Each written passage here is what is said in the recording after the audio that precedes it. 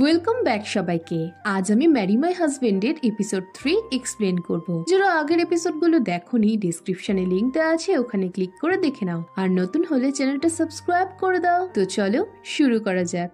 তো এপিসোডের শুরুতে পার্ক তোয়ালে খুলে দাঁড়িয়ে থাকলে জীবন অনেক ভয় পেয়ে যায়। এই সময় কেউ বেল বাজালে জীবন পার্ককে সরিয়ে দরজা খুলে দেখে বাইরে ডেলিভারি বয় দাঁড়িয়ে। জীবন জানায় সে কিছু অর্ডার করেনি, কিন্তু ডেলিভারি বয় শোনে না। এদিকে এসবে পার্ক বিরক্ত হয়ে ডেলিভারি বয়কে চলে যেতে বললে সে পার্কের সাথে বকবক করতে থাকে। এই সময় সুযোগ বুঝে জীবন পার্ককে বের করে দরজা লাগিয়ে দেয়। পার্ক তাকে দরজা খুলতে বললে জীবন মেসেজ করে বলে সে আজকে পার্কের ব্যবহার দেখে খুবই বিরক্ত হয়েছে, তাই সে কিছুদিন একা থাকতে চায়। আর এই জন্য যদি পার্ক তার সাথে ব্রেকআপ করে নেয় তবে সে করতেই পারে। ব্রেকআপের কথা দেখে পার্ক চুপ করে আর জানায় সে জীবনের শরীর নয়, তার মনকেই ভালোবাসে। এই বলে সে বিরক্ত হয়ে চলে যায়। এই সময় দূর থেকে জিহিওক আর ডেলিভারি বয়টা পার্ককে দেখছিল। এখানে জানা যায় জিহিওকই জীবনের বিপদ বুঝতে পেরে তার ফ্রেন্ডকে ডেলিভারি বয় সাজিয়ে জীবনের বাড়ি পাঠিয়েছিল। পরে সিনে বেকুনকে রেস্টুরেন্টের ওনার বলে, তুমি যদি টিভিতে শো করতে তবে আমার রেস্টুরেন্টের সেল আরো বেড়ে যেত। এতে বেকুন জানায় সে ক্যামেরার সামনে স্বচ্ছন্দ বোধ করে না।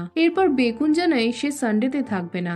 এতে ওনার তার কারণ জিজ্ঞেস করলে সে জানায় সেদিন তাদের হাই স্কুলের রিউনিয়ন আছে। এই শুনে ওনার অবাক হয়ে বলে, তুমি তো তোমার প্রথম ব্রেকআপের পর এসব জায়গায় যাওয়া বন্ধ করে দিয়েছিলে। মেয়েটা তো তোমায় অনেক খারাপ কথা বলেছিল। এই বলে ওনার হাসে। এরপর ওনার প্রশ্ন করে, তুমি তো কারোর সাথে টাচে নেই, তবে রিউনিয়নের খোঁজ পেলে কি করে?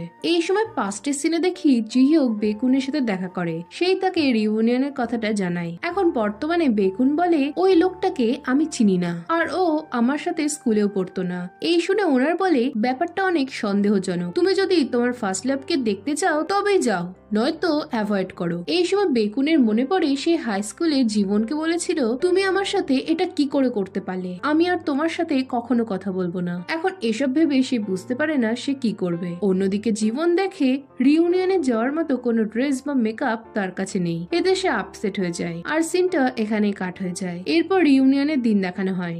সুমিন সেজে গুজে রেস্তোরাঁয় যায় আর জীবনকে জলদি আসতে বলে। রিউনিয়নে সকলে সুমিনকে দেখে খুশি হয় আর তার সুন্দরতার তারিফ করে। পার্টিতে জীবন আসবে শুনে কিছুজন বিরক্ত হয়। তারা বলে, এখনো ও তোমার সাথে মেশে, ও তোমায় কেবল ইউজ করে। এতে সুমিন বলে, না না, জীবন অনেক ভালো মেয়ে, কিন্তু রিসেন্ট ও একটু প্রবলেমে আছে। তোমরা তো জানোই আমি ইউএনকে কোম্পানিতে ওকে চাকরির জন্য রেফার করি। ও এখন পার্কের ওপর ক্রাশ খেয়েছে। এই শুনে একজন বলে, পার্কের সাথে তুমি রিলেশনে ছিলে না? এতে সুমিন ঘাবড়ে গিয়ে সকলকে বলে তারা যেন জীবনকে এ ব্যাপারে কিছু না বলে। এই সময় জীবন সেখানে এলে তাকে দেখে সকলের সাথে সুমিনও হাঁ হয়ে যায়। এখানে পাস সিনে দেখি জীবনের কাছে কোনো ভালো ড্রেস বা মেকআপ না থাকায় সে আপসেট হয়ে বলে, আমি এক রাতের মধ্যে নিজেকে সুন্দর বানাতে পারবো না। এই সময় হুই জীবনকে মেসেজ করে পরদিন একসাথে লাঞ্চ করতে যাওয়ার কথা বলে। তাই জীবন নেক্সট দিন সেখানে যাওয়ার সময় দেখে তার স্টক মার্কেটে ইনভেস্ট করে অনেক লাভ হয়েছে আর এতে সে অনেক খুশি হয়।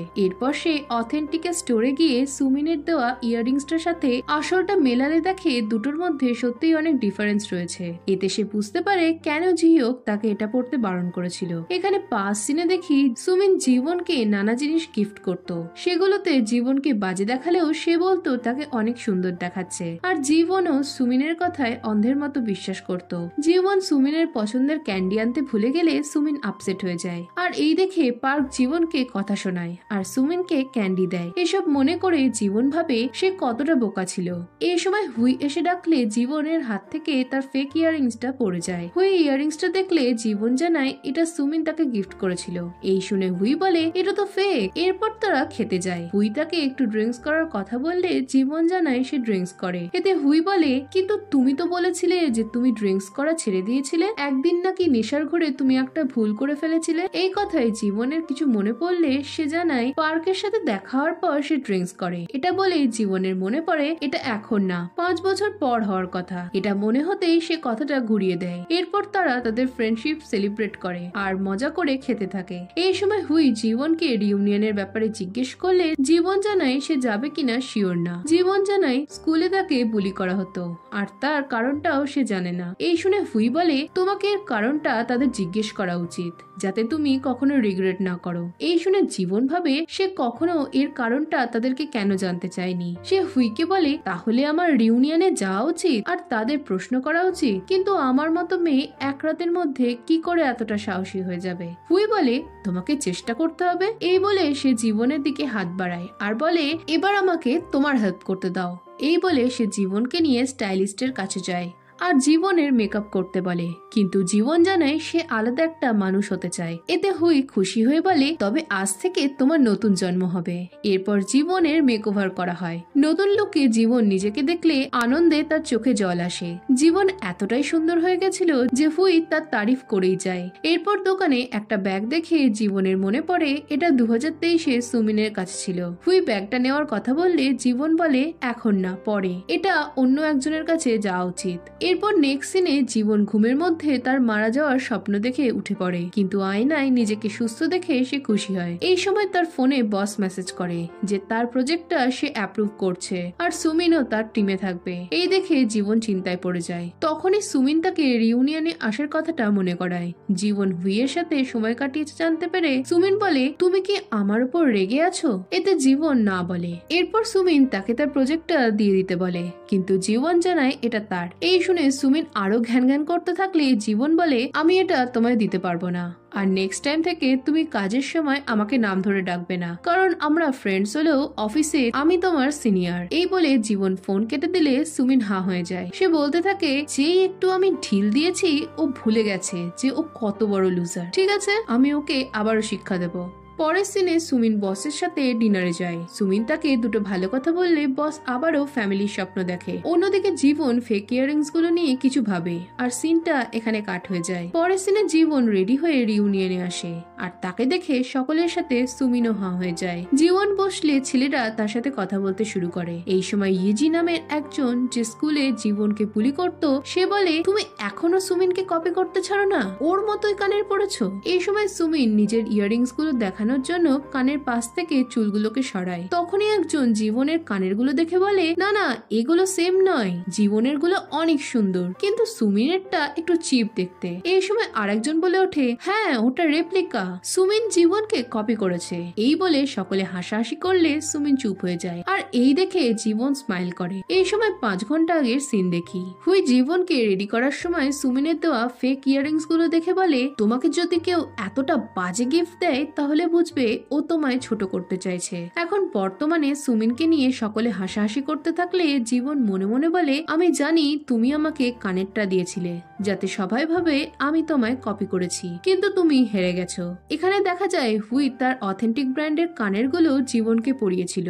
জীবন বলতে থাকে আমি মনে হয় একজন রিয়েল ফ্রেন্ডকে খুঁজে পেয়েছি। নেক্সট সিনে জীবন ওয়াশরুমে যায়। এখানে পাস্টে এই ওয়াশরুমে বসে জীবনকে ইয়েজিদের কাছে হ্যারাস হতে হয়েছিল, তাই জীবন ঠিক করে এবার আর সেটা হতে দেবে না। এই সময় ইয়েজিরা জীবনের নামে বদনাম করতে করতে ওয়াশরুমে আসে। তারা বলে সুমিন অনেক ভালো, তাই জীবন সবসময় তার সাথে থাকে আর ওর সবকিছু নিয়ে নেয়, তাই আমাদের ওকে স্কুলের মতনই শায়েস্তা করা উচিত। এই সময় তাদের মনে হয় জীবন হয়তো ওয়াশরুমেই আছে, তাই তারা প্রতিটা ওয়াশরুম চেক করতে যায়। তখনই জীবন অ্যাটিটিউড নিয়ে ওয়াশরুম থেকে বেরোলে তারা ঘাবড়ে যায়। জীবন বলে তোমরা যা বলছিলে বলে যাও, আমি শুনতে চাই যে আমি হাই স্কুলে সুমিনের সাথে আর কি কি করেছি। ইয়েজি বলে তুমি ওর সবকিছু কপি করো, এমনকি আজও তুমি ওর কানেরটা কপি করেছো। এই শুনে জীবন সুমিনের লেটারটা বের করে বলে এটা সুমিন আমায় গিফট করেছিল, কিন্তু এগুলো ফেক, তাই আমি নতুন কিনেছি। ইয়েজি দেখে সত্যিই সুমিন এগুলো তাকে দিয়েছিল আর এই দেখে তারা চুপ হয়ে যায়। এরপর জীবন বলে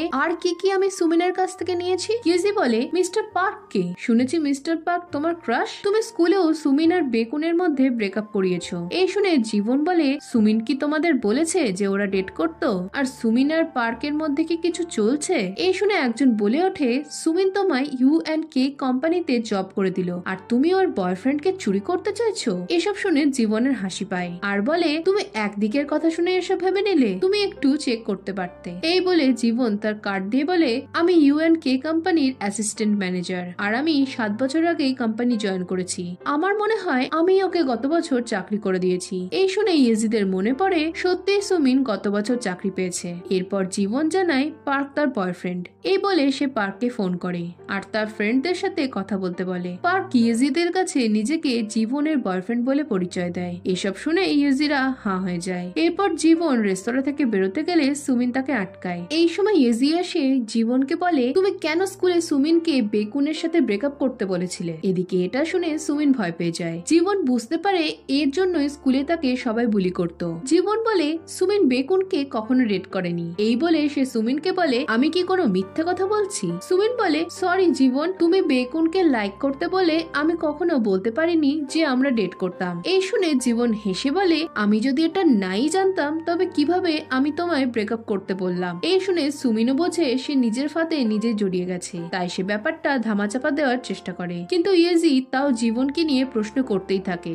সে জীবনকে ফেক বলে আর তাকে সরি বলতে বলে। এতে জীবন বলে, তোমাকে আমার কাছে সরি বলা উচিত। তুমি সুমিনকে বিশ্বাস করে আমাকে 3 বছর বুলি করে গেছো। তুমি কি রিউনিয়নে এসে এসব কথা আলোচনা করতে চাও? আমি বুঝতে পারছি তুমি আমায় সরি বলবে না, কারণ তুমি আমাকে বুলি করতে চাও। এই শুনে ইয়েজি ঘাবড়ে গিয়ে না বলে। এরপর ইয়েজি বলে, তার মানে তুমি বলতে চাইছো যে সুমিন আর বেকুন ডেট করতো না? এই সময় বেকুন বলে ওঠে, আমি আর সুমিন কখনো ডেট করিনি। এদিকে বেকুনকে দেখে সকলে অবাক হয়ে যায়। সুমিনের পায়ের নিচ থেকে পুরো জমি চলে যায়। বেকুন জীবনকে বলে, অনেকদিন পর দেখা হলো জীবন। এদিকে জীবন বেকুনকে দেখে হাঁ হয়ে যায়। অন্যদিকে জিহক কোনো একটা কাজ না করলে তার দাদু অনেক রেগে যায়। সে ব্যাপারটা তাকে এক্সপ্লেন করতে বললে জিহক চুপ থাকে। এদের দাদু বিরক্ত হয়ে জিহককে বলে, তুমি ইউএনকে কোম্পানির সিইও হবে, এরকম করলে তুমি কোম্পানি রান কিভাবে করাবে? এই শুনেও জিহক কিছু বলে না। এরপর দাদু বিয়ের কথা বললে জিহক জানায় সে একজনকে লাইক করে। এই শুনে দাদু তার ফ্যামিলির ব্যাপারে জানতে চায়, কিন্তু জিহক জানায় এটা একতরফা ভালোবাসা।